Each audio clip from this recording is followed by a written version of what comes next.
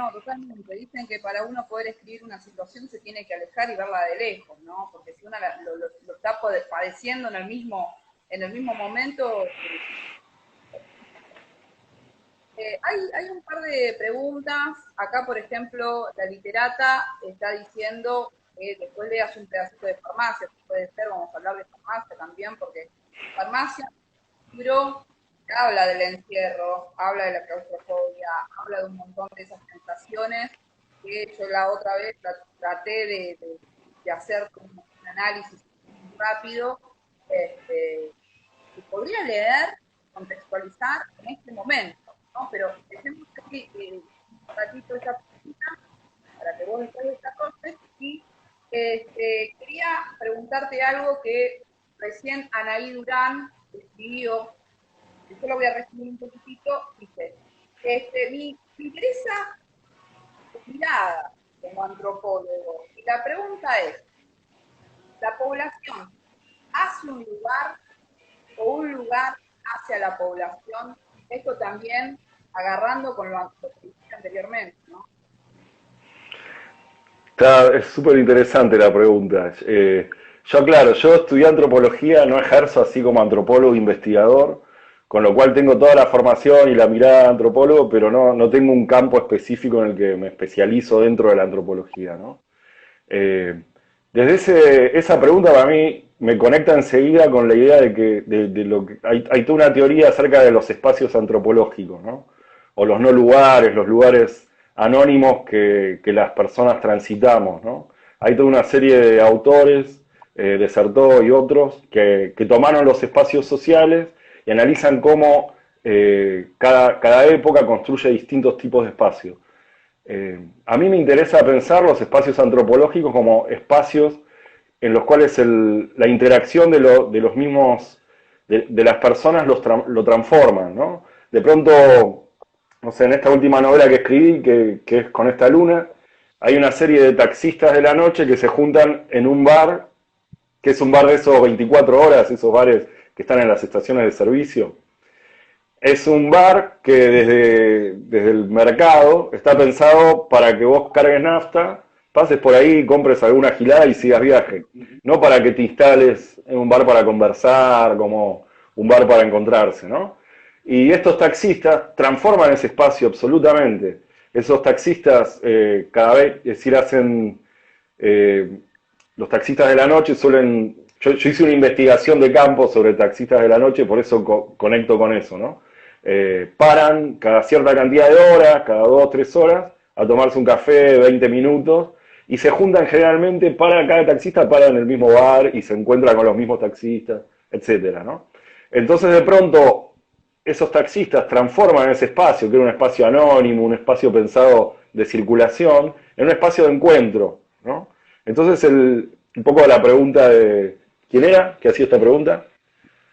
Anaí, Anaí, es un espacio es dialéctico, es decir, el espacio te propone algo, ¿no? Lo anónimo, la circulación, y después el ser humano, los grupos sociales, toman ese espacio y lo transforman, se lo apropian, lo resignifican, ¿no? Y eso es clave, sobre todo en la ficción, ¿no? Uno toma los espacios y los construye en relación con los personajes y cómo esos personajes atraviesan ese espacio, ¿no? También pensar formas creativas de apropiación de los espacios, ¿no? Eso es lo más interesante. bueno, me viene genial esta pregunta porque Adriana en un momento había preguntado, y esto también un poco lo venís diciendo, pero me gustaría que detalles un poco más, porque es una pregunta muy enriquecedora para la charla. Esto de vos te pusiste a estudiar antropología, ¿no? Cuando ya habías decidido que te querías dedicar a la antropología, y no quisiste meterte en letras, te recomendaron que no te metieras en letras, que dijeron, no, voy a estudiar antropología. Y vos metiste a estudiar antropología, bien dijiste, como no es francés, sin embargo, yo, ¿no? Entonces, la pregunta es, obviamente, ¿cómo relacionás o cómo influís o de qué manera manejás cuando podemos? Se cortó un poco cuando ibas hablando, pero entiendo que la pregunta tiene que ver con cómo relaciona la antropología con la escritura, algo así. Por ahí, sí. Va. Sí, bueno, yo cuando decidí estudiar antropología fue una decisión un poco así romántica, yo ya quería dedicarme a la escritura, romántica en el sentido de medio ideal, ¿no? Que no sabía si iba a funcionar o qué. Eh, mi abordaje a la escritura era desde hacer talleres, es decir, estaba empezando, digo, a la hora de querer mejorar. No pensé en letras como una posibilidad para trabajar la escritura, ¿no? Entiendo en ese momento cuando se me presentó la posibilidad o tenía las ganas de hacer una carrera para sumar a la escritura, no quería el abordaje de investigador, de lector sistemático que implica la carrera de letras, ¿no? Estaba más ávido de hacer talleres, de escribir, de experimentar, y en todo caso construir una mirada que me permita, no sé, captar la realidad, aprenderla, para después transformarla en escritura, ¿no? Y desde ahí pensé en alguna carrera humanística y bueno, elegí antropología. Y la verdad que me enamoré de la disciplina, la cursé con mucho amor, la disfruté muchísimo y la hice muy tranquilo. A lo largo de los años me recibí hace unos 5 o 6 años. Y, y bueno, la antropología te entrena para ser un observador participante. Bueno, la técnica de observación participante es la clave de lo que es el trabajo de campo. Es decir, uno va a un espacio social, observa a partir de un marco teórico, una metodología, y después construye conocimiento a partir de la observación y la interacción, ¿no? Y ese tipo de mirada, de herramientas, es muy útil para la escritura. Esa mirada de estar atento al detalle, de ver cómo el detalle se transforma en algo narrable, es una mirada muy parecida, ¿no? Y después la antropología a mí me dio todo un marco teórico, una serie de herramientas y me abrió muchísimo la cabeza para poder tener una mirada quizá más compleja sobre la realidad social, que después obviamente se traduce en la ficción. O a mí me gusta llevarla a la ficción, ¿no? Por ejemplo, hay ideas súper interesantes como, no sé, Farmacia está atravesada por la idea de la microfísica del poder, que yo no lo hubiera leído si no hubiera cursado antropología de Foucault, ¿no? Esa mirada de que el poder circula en vez de que baja de arriba hacia abajo, ¿no? Esa idea me motivó para la escritura de Farmacia, por ejemplo, ¿no? Y así un montón de cosas, ¿no? Bueno, el trabajo de campo que hice con los taxistas de la noche, yo no lo hubiera hecho si no hubiera cursado antropología. Y yo ya no me puedo pensar como escritor sin la antropología. En el momento que tomé la decisión era, como decía, bastante romántico, extraño. Después todo empezó a encajar, o yo lo hice encajar de alguna manera, ¿no?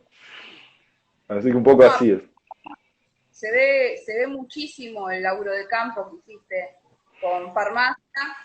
Y bueno, con esta luna yo tuve la posibilidad de leer un manuscrito.